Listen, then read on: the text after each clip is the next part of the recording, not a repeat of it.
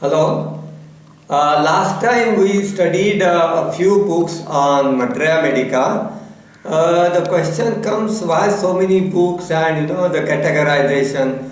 There is so we'll go into little bit details on how Materia Medica evolved in homeopathy. If we have a look at Hahnemann's Materia Medica Pura and chronic diseases, what one finds is the endless mass of symptoms. Of course, they are arranged in anatomical location wise. In addition, of course, they have been derived from proving by Hahnemann and his colleagues.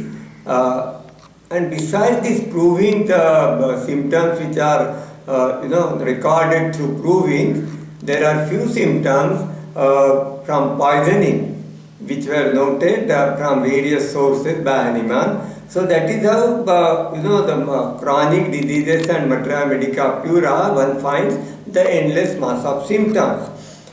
Now this is radically different from what comes under the term of pharmacology in modern medicine. Modern medicine, the study of drugs starts from animals because one would like to find out the toxicological effects of the drug. So it starts from animal, and then in the human subjects, the clinical evaluation is done in the phase-wise manner. So it's a long procedure starting from animals to the use in at the bedside, but that is phase-wise.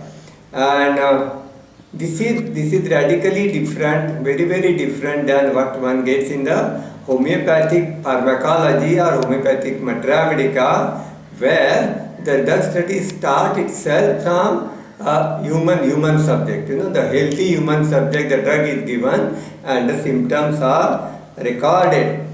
It is as if you are putting the drug and the body interacts, maybe at the biomolecular level, we don't know, and the symptoms which are recorded by that disturbance are recorded, what we call as proving. This is what the original homeopathic Materia Medica is.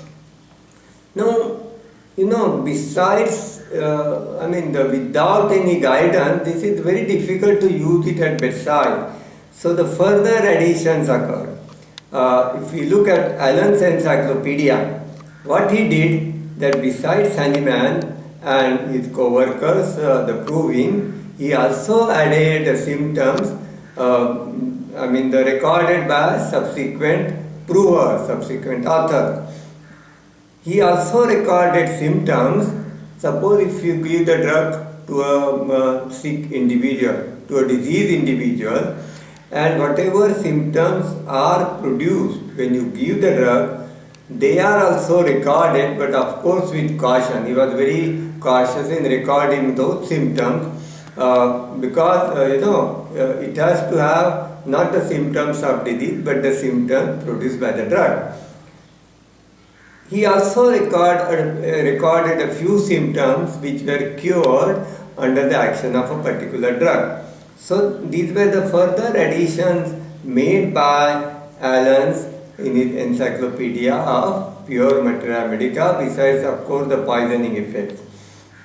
Now, if we look Richard Hughes and J.P. Take Encyclopedia of Drug Pathogenesis, what we find is little different than what one gets in Allen's encyclopedia.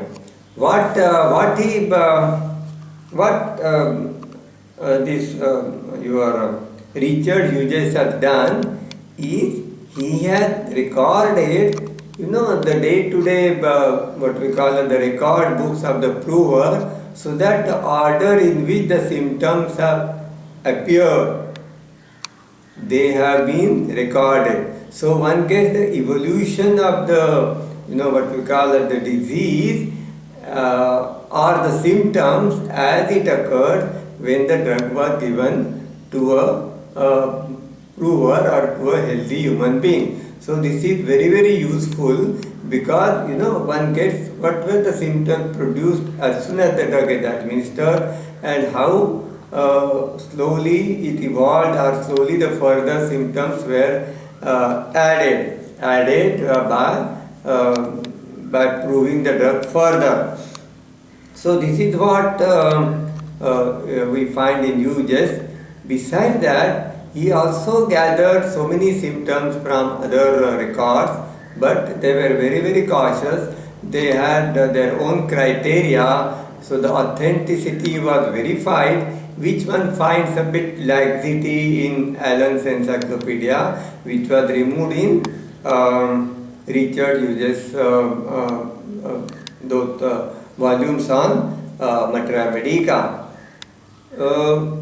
Okay, these two books are rather from starting from animals to uses. These books are definitely useful, but most important, which is as I mentioned earlier, useful in day-to-day practice as a reference work, are the 10 volumes of Herring Guiding Symptoms.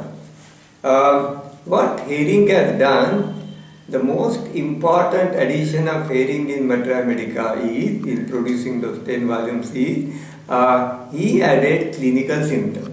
He, from various journals, various practitioners of homeopathy, he gathered data, and in each drug we find the clinical material. Of course, there are marks given, the clinical symptoms which are rather verified again and again. So marks are given accordingly, but the clinical symptoms which are verified, that is the most important addition of Herring. Besides, of course, he also gives tissue affection, he gives general modalities separately, he gives relationship of remedy. So what we get, if we start with one drug and compare with another drug, we get a sort of image, differential image of these drugs, and that is how the Herring Guiding Symptoms become a very, very important source book in day-to-day practice and in the study of Materia Medica. We'll continue our study, or rather the comments on the other books next time. Thank you.